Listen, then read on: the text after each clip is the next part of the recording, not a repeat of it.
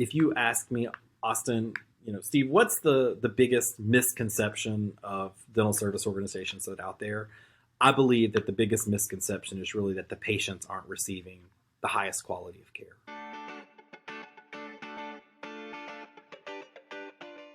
Hello, everybody. Welcome to Commercial Real Estate Secrets. I'm your host, Austin Hare, and our guest is Dr. Stephen Wingfield. He is the president of Dental Well Practice Group. It's a DSO that owns and or manages 65 locations. And so really, Dr. Stephen Wingfield, very much a pleasure to have you on the show today and looking forward to this conversation. Yeah, thanks for having me. So let's get to know you as a person. Obviously now you're president of a DSO, and maybe some people look at that and think, oh, you've arrived or you've made it. But, there's a lot of work that went into that, and there's a lot of different things that happen along the way. So I love talking about the story ahead of time so people can, pull out commonalities and hopefully get inspired. And so, growing up, did you know that you wanted to be a dentist? Did you know, this was your life plan? I mean, what did that look like?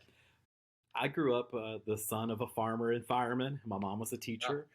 So I grew up in what you would call really a public servant kind of home with a fireman and a teacher. And so, no, I didn't know that I wanted to be a dentist. I can remember the night before I went to take the ACT, my father said to me, so where are you going to send your college, these scores for your college entrance? And I was like, well, I guess I'll send them to the college because I wanted to be a policeman. So my dad was like, maybe you should expand that. There's certainly nothing wrong with being public servants. My parents both were, but my dad was like, I think you can do more than just that. So how I got into it was my father was very much like, you can be more. We're proud of you. You have the ability to be more. Why don't you expand and look at something besides just being a policeman or a fireman or a teacher like my mom and dad were, and think bigger. So he sent me to see my family physician. He sent me to see my family dentist, and I think he even sent me to see a lawyer. And I spent a day or two with each one of them. And wow. How old were you at this stage? 16. I was 16. I was a sophomore or junior in college when this was happening. And so he's like, just go spend a day or two with each one of them. So he were arranged for that to happen. And I did. And once I came back, I was like, Dad, I think I want to be a dentist. They seem to not have to work holidays. They don't have to lie for a living or lie on behalf of other people for a living. Isn't it a requirement? You have to either be into fishing or golf to be a dentist?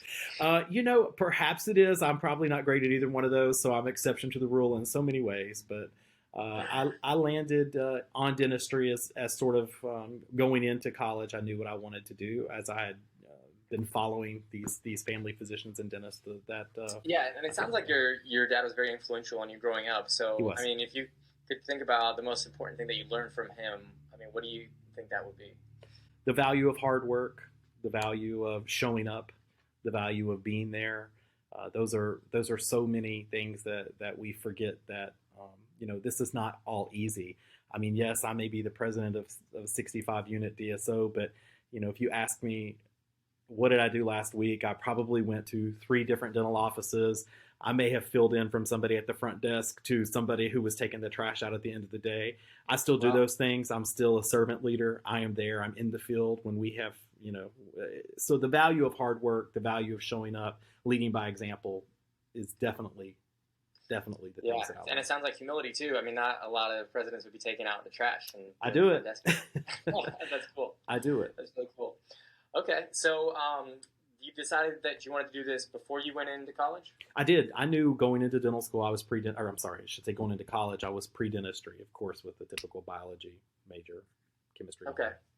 And then in college, did you have anything entrepreneurial, or even in high school, really, like anything entrepreneurial or anything that you did that kind of set you up for dentistry? You know what? I'm going to admit to you that I went straight into the military. I still had this public servant mindset in my head because both my parents were public servants, a teacher and a fireman. So I had this public servant mentality in my brain that's like, oh, I'll go serve in the government as a naval dentist. So I went into the Navy right out of dental school. They paid for all my college. It was an excellent, it was an excellent opportunity for me.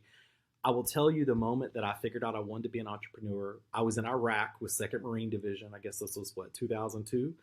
And somebody had sent, I don't know, people from here had sent books, like lots and lots of books. So we were like in the desert and all you could do is really read because 2002, we didn't have cell phones with internet and all that stuff. So I read a book called Rich Dad, Poor Dad.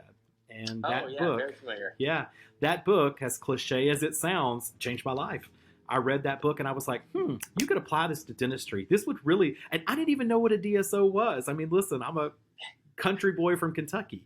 I didn't know anything about being a business professional, nor did I know anything about scaling a business, or I didn't even know what the acronym KPI stood for. I didn't go to business school. So I learned through the School of Hard Knocks. I read that book, and it was at that point I was like, this could happen in dentistry, and I'm really intrigued by it. And once I figured that out, I knew I didn't want to be a career military person. I wanted to, be closer to home, be closer to my family. So I started exploring group dental practices, and that's how I landed in a family-owned group dental practice where I found a business mentor. And when people ask me, hey, Steve, what changed your life the most? My business mentor absolutely changed my life the most. I put the work in. Now, listen, I showed up. I put the work in, but it was somebody who was willing, that when I asked for the guidance and I asked for, to be developed, that, he was certainly willing to put me in the scenarios that allowed for that to happen. So I'm very, very blessed and grateful. No, that's awesome. I love the book Rich Dad Poor Dad. Like you said, it is kind of cliche because a lot of people talk about it. They do. But I mean, he had such good principles in there, and it's like, you can overdo it. Like some of the things, be the laziest person in the room, be the dumbest person in the room. Like, you got to actually work. Being lazy, it means like you don't have to do everything, right? You can hire and outsource some things, but at the end of the day, you're not going to be successful like working 4 hours a week. You know what I mean? Like, you still got to grind. Right? Yeah, I think there are some companies you can do that in, or at least it might be easier. But in the world that we live in, outsourcing certainly makes a lot of sense. But if you want to lead a company, to me, I feel like I need to know how to do every single piece of the business. I need to understand it inside and out. I need to understand it from the patient's perspective, from the employee's perspective. One of the things that I thought was interesting when I read Rich Dad Poor Dad, he was like, if you want to own a pizza shop, find the best pizza shop there is and go and work in it. Work in the back, learn how to make pizzas, find out what they're doing, find out where they're ordering stuff, find out how they've created their systems, pay close attention to that. And that's really what I did. Was I found a family-owned DSO. It wasn't a great big one, but I found a family-owned DSO that had not yet gone private equity. They had about 15 offices, big offices. We had 500 employees, and I started at the bottom. I started as just an associate doctor. But I told the mentor, Dr. Johnston was his name. I told Dr. J, hey, listen, I want to be you someday. And he said, well, I'm 72. I'll teach you everything you want to know if you just will put in the work to do it. So That's how it happened for me, is that I did exactly what it said. If you want to own a pizza shop, go work in the best pizza shop. I wanted to own a dental group. I found the best one I could find with people who were willing to spend the time with me and mentor me, and it really paid off.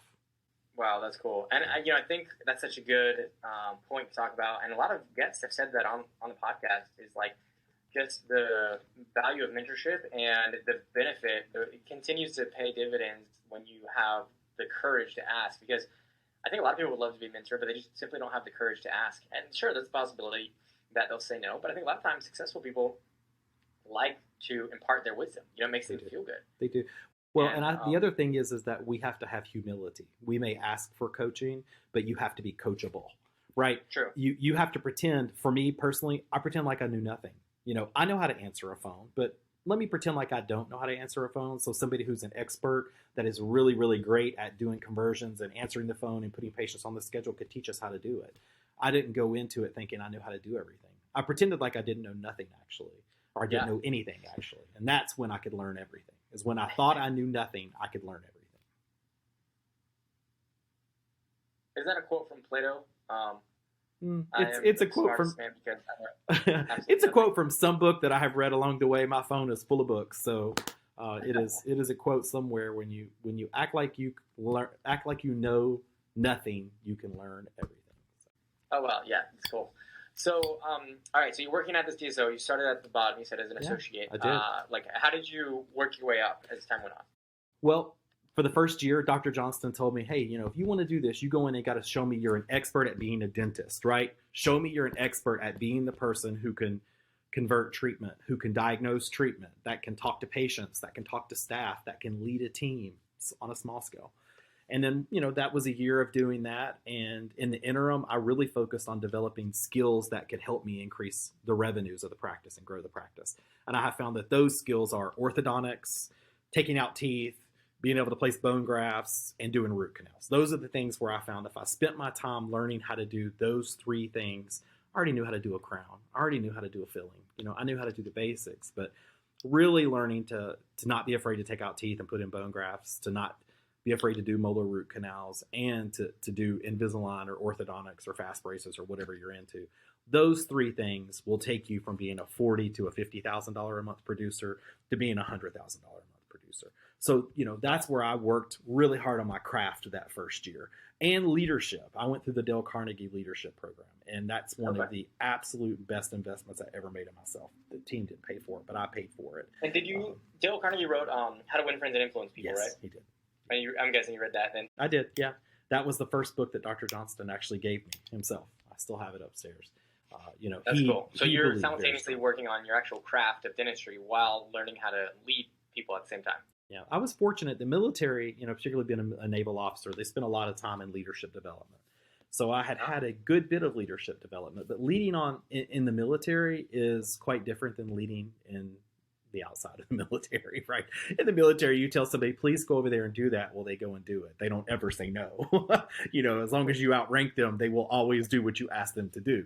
Whereas, influencing people in the civilian world is very much a challenge and has continued to become more and more challenging in dealing with different age groups. And particularly me, I was 29 when I came out of the military. I was young, so it was very difficult to walk in and start leading people. So that's where I really learned the value of servant leadership and saying, hey, listen, we want to get out on time. Everybody wants to get out on time. I'm actually happy to help you set up a system so we can do that. And then so by leading by examples, partnering with them, it really made a difference to me. So my leadership skills and my craft, combine those together. And then after the first year, Dr. Johnston came to me and said, hey, I'm looking at our group as a whole, our 15 offices. And what we do not have across these 15 offices is a standard perio protocol, a standard hygiene protocol.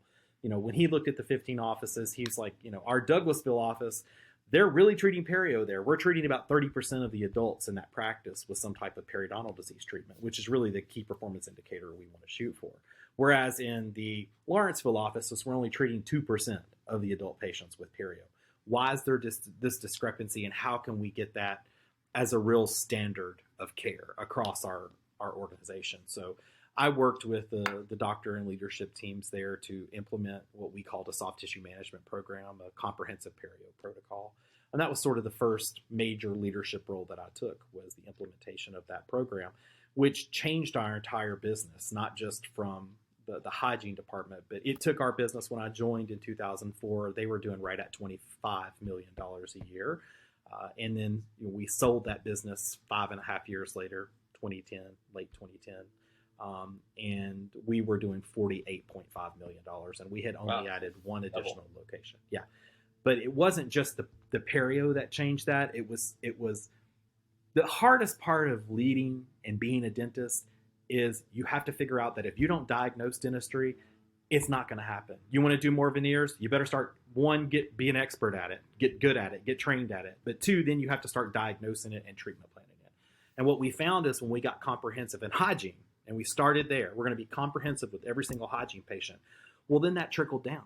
Then we started taking time to talk to patients about what it is that they want. Our patients got a higher dental IQ because they were seeing the hygienist on a more frequent basis. They also got a stronger relationship with a hygienist. And so really focusing our hygienist to become what we would call the nurse practitioner of the dental office, not just the cleaning lady that's cleaning the room and cleaning the teeth and cleaning the room and cleaning the teeth, but rather really looking at them in the role that they deserve to be in, which is with respect and as a true healthcare professional. That's when our business changed, because they began really selling the treatment on behalf of the doctor, being what we would call a treatment advocate.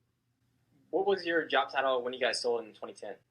I was a regional professional director. I was the director of education. That's what I was going to get to next. So I started with that perio protocol. Then we didn't have really didn't have an advisory board of dentists who were advising the whole group and hygienists. So I became the director of education. So we set up quarterly meetings where we got everybody together, study clubs, where we bring in cases in and reviewing them with all of our doctors and hygienists.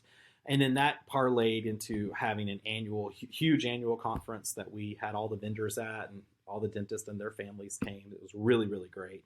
We built relationships, so our turnover was very, very low. And we were investing in the development of our providers. And so we were having quarterly study clubs. We were having monthly study clubs, quarterly meetings where we were getting everybody together, all the doctors together. And we were covering all day topics. So it may be veneers, it may be Invisalign. We actually did a implant continuum where we went through and kind of learned all the stuff about extractions and bone grafts and implants, and even got some of our general dentists placing implants, but particularly restoring them and doing a good job at restoring them so they would last a lifetime for patients if possible. We really found that investing in the education of our doctors and the development of them was the thing that kept them there the most. And it helped make them financially successful, which ultimately we won on that as well. So it was a win-win. Yeah, that's great. So you got a ton of stuff that you learned in that, and really not a long period of time either. I mean, you said 5 or 6 years, and then 2010 you guys sell. And so what happens then? Yeah, when we sold in 2010, I actually took a few months off. I took like 3 or 4 months off. I didn't do anything, which was weird for me. So did you have some equity in that company? I did. Yeah, when we sold cool. I did have equity in it. We did really well with that sale. Do you want to talk about that at all? Like, was there any lessons that you learned? You don't obviously don't have to share specifics, but did you learn how to negotiate, and then like the pros and cons of equity? So I didn't negotiate the deal. I will say that we had a broker that negotiated the deal, and I wasn't a senior partner. I was a junior partner, so it was mostly the senior partners that were really involved in the transaction. We were those of us who were the junior partners, and I think there were 3 or 4 of us. We were really focused on making sure the business was still running and that things were going the way that it needed to go day to day with the operations. What I will tell you, this is the best advice I can give anybody that may be considering selling their business to, whether it's a private equity or to another DSO. We sold to another DSO. But anyone who's looking to do that, make sure that the values of the business that's buying you are aligned with the values of the business you're selling.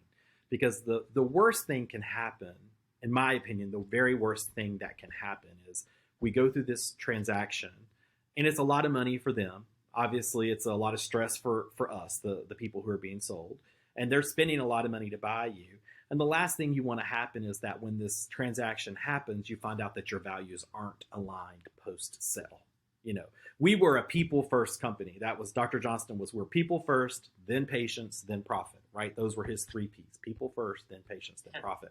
And the company that we decided to sell to, they didn't have those same principles.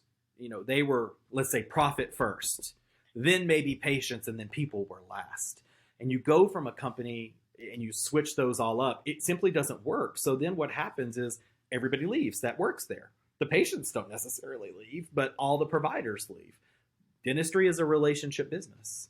People buy from people they know and they like and they trust.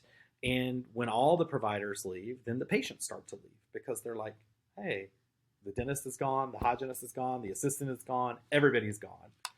Then I don't want to be here anymore. So that's why I think really doing your due diligence and making sure that as a dentist who's going to go through this, whether you're selling 1 practice or you're selling 10 or you're selling 40 or 50, you need to make sure the people that you're partnering with or you're selling to have the same values aligned that you do. Some things are going to always be different, but you want to make sure that they're not completely opposite of the way you're running your business, because it doesn't turn out well for either part. That's the best thing I learned. That's cool. Yeah, it makes a lot of sense. And it's I think it's becoming more talked about, but you said this was 2010. Yeah, it's one of those things I don't think it was talked about very much back then. At all. Culture was very abstract, and it wasn't a focal point because, like you mentioned, KPIs. Like, culture is a hard thing to put on a KPI. Well, I mean, we measure it with net promoter scores. There's ways to do it now, but I wasn't as business savvy then as I am now, that's for sure. And man, the stuff I've learned from 2010 to 2021, you sure learn a lot once you're really, knee deep in all this stuff and understanding, hey, listen, if a company's buying you and they don't even have a net promoter score for their employees, the E net promoter score, that could be a problem.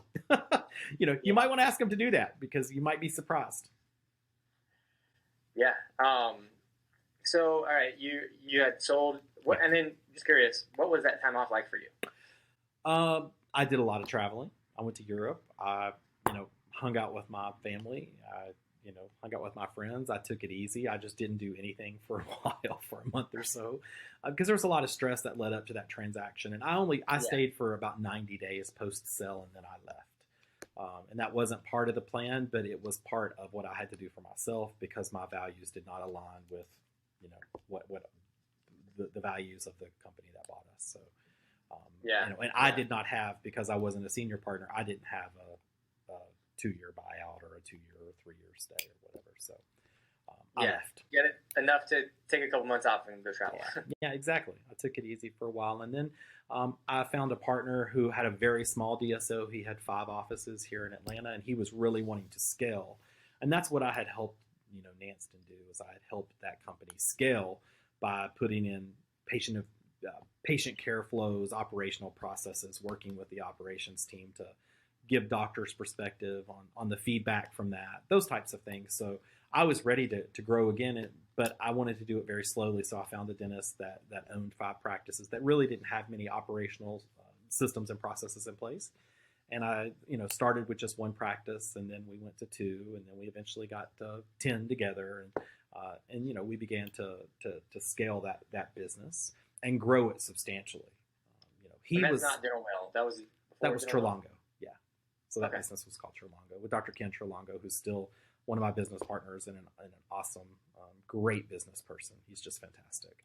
And I learned a ton from him. We did that from January 2011 to 2018, at which point we kind of began the formation of Dental Well, where we bought Breakaway Practice, or partnered with Breakaway Practice and Dr. Scott Luna, and really began to scale and grow the solutions piece of our business and the learning piece of our business. Those were the things that, when we looked at our practice group at Trilogo, we really didn't have the focus on membership or procurement, learning, or solutions. So those are the things that we really got when we partnered with the Breakaway Practice, is we got those solutions and learning and the membership piece of it, which really has helped us to scale that business.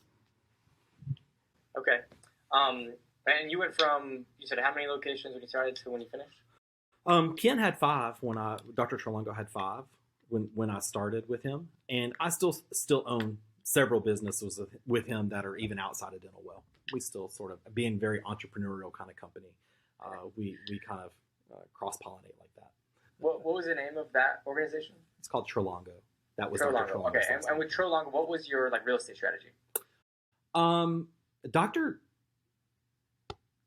Trilogo owns 3. He owned 3 of the 5, and he still owns those buildings. Because again, he was small scale, and he didn't really ever plan to grow large scale. That wasn't really his mindset. And one of the things I admired most about Dr. Trilogo is his discipline. He's very, very disciplined. Where he would buy a practice, he would get it profitable, he would make sure it's growing and doing the things it needs to do. He owned the real estate in it, and it might be 2 or 3 years before he would buy another practice. It wasn't this fast acquisition where you're buying a practice every 2 or 3 months. That just wasn't what he was trying to do. He was really focused, I think, on building a long-term wealth and something that he could manage and work in, and not want to grow to 500 practices. That wasn't really what he was doing. Is he was buying one, bought the real estate, and in the first one that he bought, he actually bought a big building. So I think he had a periodontist in there, he had a pediatric dentist in there, he had like a CPA in there, and so it's really been a very profitable long-term investment strategy for him. He still owns it. That's great. Yeah, and like we were talking earlier, it doesn't, whether or not you buy or rent your real estate just depends on so many different things. And obviously, if you're growing really fast through acquisition, you gotta be really smart with your capital and how you're gonna allocate it. And it just oftentimes doesn't make sense to buy the real estate that's associated with it, because might slow you down. Yeah. But if you grow up slow in the right way, then all of a sudden you might be in a position where you can start to buy all the real estate of the practices that you're looking to operate. Yeah, you're 100% correct. I mean, when you look at, let's just talk specific to Dental Well. When we bought, or we partnered with Breakaway Practice, we were really putting all of our capital into that acquisition, and then really defining and refining the solutions piece of our business, the learning piece of our business, and the membership piece of our business.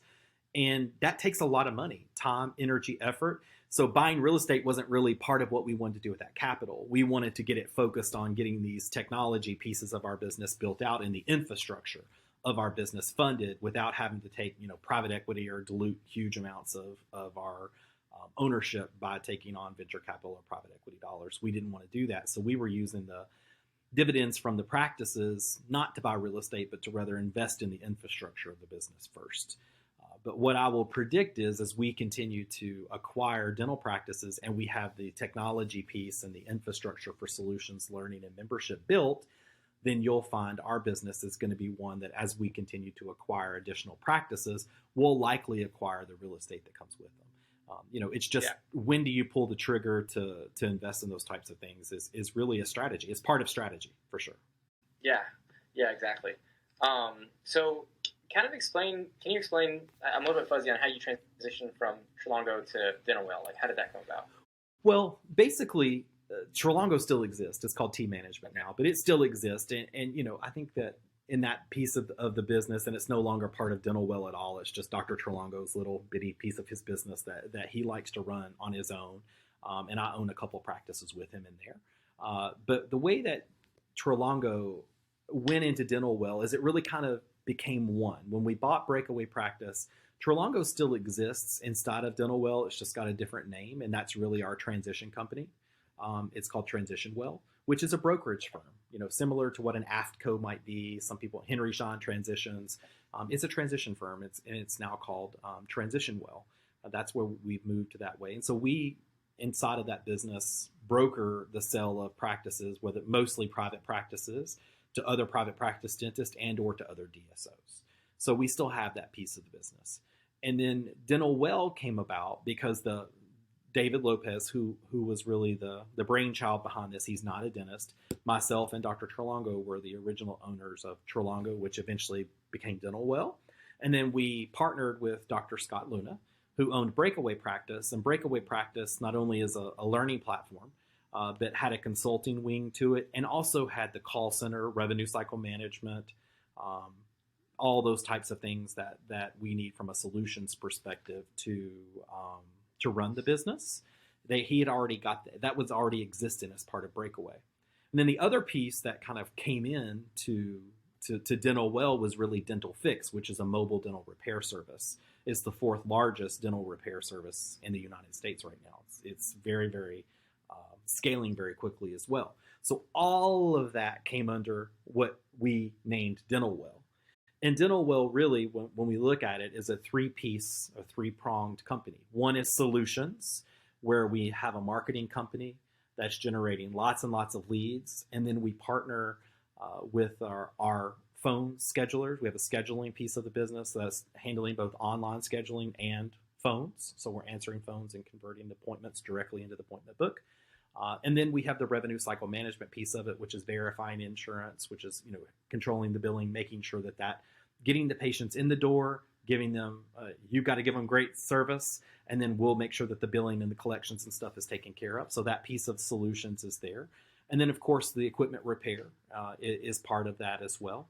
And then the second piece of DentalWell is learning, which is a huge part of making sure your practice is going and growing, is the CE credits, digital contents, and live events, both with Front Office Rocks. Laura Nelson is one of our partners, who's fantastic. And John Stamper actually just joined us to lead our learning pod. We call all of our units pods. And John is just well known in the dental space with his ability to put on world-class CE events. And then the third piece of it is really what we call our membership piece of it. And I always equate it kind of like Amazon. Are you a Prime member? So our membership really provides substantial savings on equipment, supplies, labs, and solutions. Get access to special events, special discounts on solutions and learning. So those are really the three pieces of what DentalWell does. And then the piece of DentalWell that I run is our practice group. And our practice group is what most people would consider a DSO. And we own and or manage the offices that we manage We only manage practices that we are going to eventually buy. So these are dentists that we've identified in areas or that have identified that they want to be a partner with us. And we manage their practice for a period of time, and we have a contract then to buy it.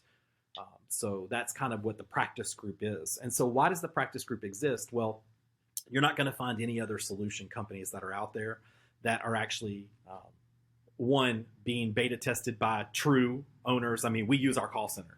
We use our marketing company. We use our repair service. We use our procurement platform. So we don't have that. Most DSOs are going to have their own call center. They're going to have their own, whatever the case is. We don't have that. Ours is all leveraged through Dental Well Solutions. We have about 1,550 private practice dentists who are members today, buying through our buying network, and who are getting substantial savings on all of the things that we've talked about today. And we have in terms of total number of customers, we have 19,000 private practice dentists who have used either one of our solutions, gone to our learning, or are part of our membership program. So we're touching a lot of private practice dentists and some small DSOs that are using this infrastructure so they don't have to recreate it themselves. So, really they're outsourcing it to us. That's cool. And obviously it creates a good pool of dentists to examine for you to decide if you want to manage them. Exactly. And then when you're managing them, then you can decide, do you want to full on acquire them, right? So it's kind of like a funnel effect. Yeah, it is. It is. And for us, it's really that opportunity that I mentioned that, don't sell to the wrong person. Because I'll tell you, it's as painful for the person who sold the business as it is for the person that bought the business.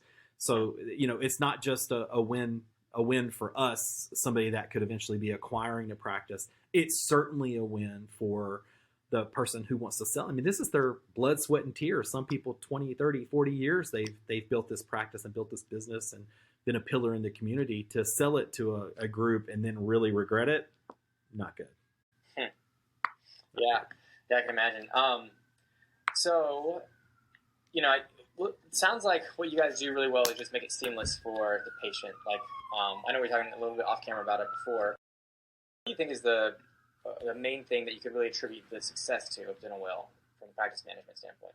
Yeah, I mean, we'll talk about, specifically if they're dentists watching this and they're like, what are you doing that's different? I think the biggest thing that we do well is we get patients in the chair, right? So the biggest limiting factor in any dental practice I see is really butts in the seats. If you got a patient in the chair and doctor, you do your job, which is diagnose, and you refined your skill set, and you're not just wrapping these patients up and sending them out the door to your specialist every time they walk in the door. You've really, you've got your skill set down. You're an expert at what it is you're doing. Then really it's just a limit of how many butts are in the seats, cheeks in the seats, patients in the chair. Okay. That's what we need. And what Dental Well Solutions has done, and I think really it's what's helped us grow. When you look at our year-over-year growth, I took over running the practice group in 2018. When you look at what we have grown by almost 40% same-store growth in that time. How? Well, it is about patient flow and then retaining the patients we get. And that all happens through our marketing, our funnel of new patients that we're getting. Our Dental Well Solutions marketing is generating all these leads. And then it doesn't have... What's that? Is that mostly digital marketing? It's a combination. We have a marketing expert that's assigned to each one of our practices. That's a Dental Well customer. It's not just because we're part of the practice group. It's what you get when you sign up. We're just a customer of Dental Well Solutions marketing. But I will tell you this, and we have an office in a very rural area in Virginia called Bridgewater, Virginia. In Bridgewater, Virginia, we don't have the same marketing concept as we do in Midtown Atlanta, because Virginia, in this part of Virginia, it's very rural. So we spend more money on direct marketing and community outreach. We're in the community, is going to health fairs. And they help us, design all the collateral and all the stuff to do that. So pay-per-click marketing just doesn't work as well in that region. Whereas in Midtown Atlanta, if you're doing direct mail, you may only be getting 0.25% ROI on it. Whereas in Bridgewater, Virginia, we get a 10 to 15% ROI or 10% response rate, I should say, on our direct mail. So, the marketing is just specific to the area and what works in that area. But you asked me kind of what's made the difference. What's made the difference is that our marketing is generating the type of leads that we need. The phones are being answered every single time they ring by our scheduling team, the scheduling team at DentalWell, who are converting 85+% of the calls that come in the door. The calls that come in, 85+% is an appointment on the books. Sometimes multiple appointment on the books, so they're trained to do that. Hey, you're coming in. Are you bringing your kids? Let's go ahead and get everybody scheduled. Their conversion rates are so high. And when we look at what happens in most dental practices, only about 40% of the phones are being answered and only about a 40% conversion rate. So you double that, because we're answering 80 to 90% of the calls, and about 85% of them are being converted to an appointment. That's how we're getting so many new patients. It's because of the way our funnel works, from marketing to phones, and then online scheduling too. We have real-time online scheduling, which our customers also get as part of the marketing. And then that also is filling seats. And then before the patients get there, our scheduling and revenue cycle management teams verifying all the insurance benefits. So we're able to make sure that we know what those patients need when they walk in the door. So we're able to very much start same-day treatment, be very focused on giving patients what they want. They don't want to come back. They're there. If they need a filling, we're going to do it. If they need a crown, we're going to try to start it. If they need a scaling and root planing, we're going to take care of it. That's really what's changed our business is this flow.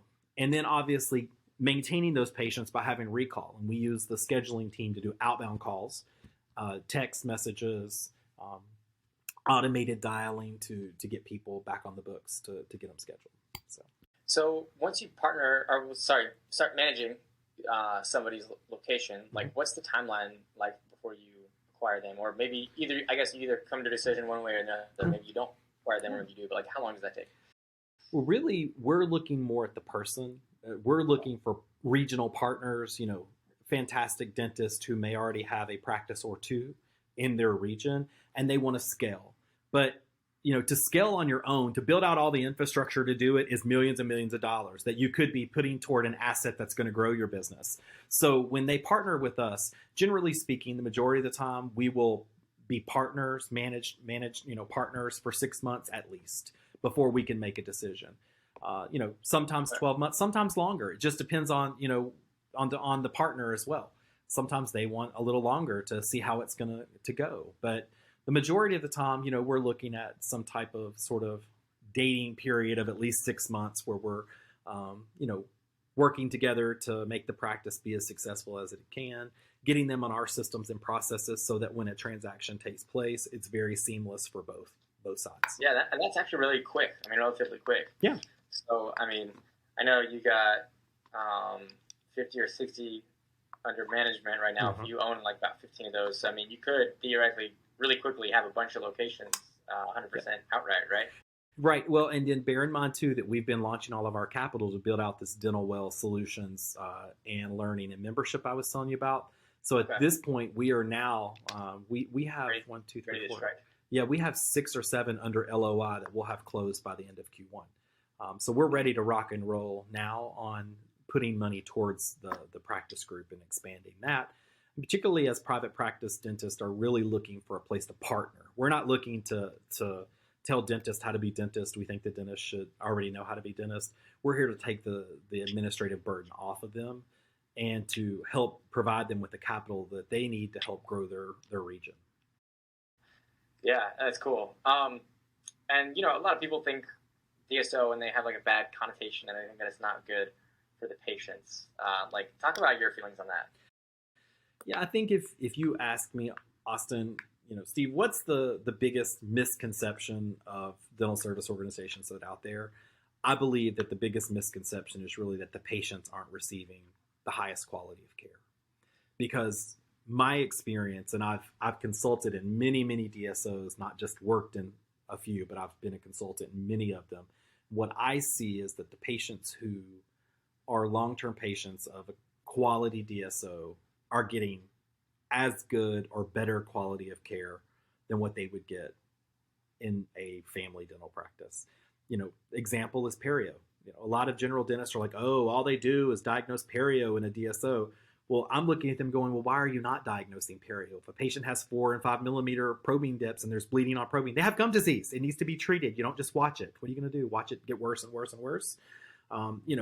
because we have quality of care standards, and we do patient audits and record audits, and you've got clinical leaders and doctors and hygienists whose only job is to make sure that the patients are receiving the highest quality of care possible.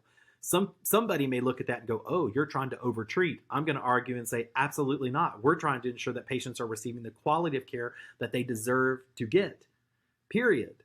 Now, you may call that overtreatment. I may say you're underdiagnosing. I mean, the truth is I think that patients who go to a reputable dental service organization managed or backed practice are getting a higher quality of care, or at least as high of a quality of care, not less. That's my opinion. I think that's the biggest misconception. And I mean, in a free market system, the lowering the cost of doing business by making purchases through economies of scale will eventually trickle its way down to the patient as well. So, I mean, it could also result in them spending less money. It absolutely does, particularly when it's focused on preventative. I mean, you talk about the healthcare expense that's associated with patients that have heart disease, stroke, diabetes, and how tightly that is tied to their periodontal health, the health of their gum tissues. The medical expenditures on those patients who have their perio under control are hundreds of thousands of dollars over a lifetime, less than people who don't have their perio under control. So it is a trickle down. You're exactly right. So where do you see DentalWell going in the next 5 years? Well, I think you're going to see a lot of folks really begin to learn who DentalWell is. The last 2 to 3 years, DentalWell has really we've been focused on really figuring out who we are and who we want to be in the space, and who DentalWell has become is really, we want to make dentistry easy and simple. We want to simplify the solutions, the marketing, the repair, the procurement of your supplies. We want to simplify your learning. We want to, really give people a community that they can go to, particularly private practice dentists, so that we can simplify the business of dentistry. And so I think what's going to happen is you're going to find that DentalWell is going to become known as the place that has solutions that simplify the business of dentistry, and that word's going to get out. And I think you'll really see that our technology platform that's been built out, called Orca, is going to change the way that private practice dentists procure supplies, equipment, labs, and really we are focused on customer service. That's the other thing that you're going to find, is that DentalWell as a whole, with our solutions, learning, and membership, we have a whole customer service team that is solely focused on making sure that our dentists that not only partner with us, but our dentists that leverage and use us are having an excellent experience and getting the value out of the membership. So I think that's where you'll see DentalWell go over the next 5 years, is really become a known entity. We want to kind of be considered almost like an Amazon place you can go for anything. In the dental space. I think you guys are definitely on track to do that. And then macroeconomically, where do you see the economy going in the next 5 years? Oh man, that's not a trick question, right? It is. Where's the economy going to go? Well, listen, the ADA, I saw it today on my ADA report that was showing that, the spend in 2021 in dentistry was down, pretty substantially. And, I think everything goes in ebb and flows. If you're a dental practice that is focused on providing what patients want, and I'll tell you what they want to use their benefits. They want to use them before work, after work, and on Saturdays. It's just, they do. If you're a practice that's willing to provide care after hours or before hours, 7 a.m., 6 and 7 p.m., and on some Saturdays, I don't think you're going to really be affected by the economy, as long as you are focused on giving patients what they want.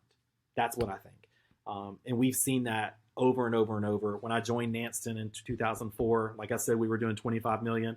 Think what happened 2007, 2008, 2009, the biggest downturn in the economy, since the Great Depression. We never lost any. We grew every single year, not by adding practices, but by becoming extremely focused on providing before work, after work, Saturday appointments, being very comprehensive with the patients that were there, giving them an excellent experience. We never went down. So, what's going to happen? Inflation sucks. It's through the roof right now. it's not a, and the hard part about where we are is many of us who live in insurance world, our fees are fixed. We can't raise our fees, right? So we've got to find ways to control costs while everything is going up, including people, including supplies, including labs. So, leveraging, a platform like the DentalWell membership, which is going to, reduce supply costs for most private practice dentists between 30 and 40%. It's going to allow you to, instead of paying $200 a unit for a crown, you may only be paying $40 a unit for a crown for the same type of monolithic Bruxer crown. You've got to find ways to save money. And that's really what we're here to help, is because we have so many dentists who buy through our network, we're able to negotiate prices that are substantially less expensive than the average private practice dentist can do. And even, in my opinion, what most other buying groups can do.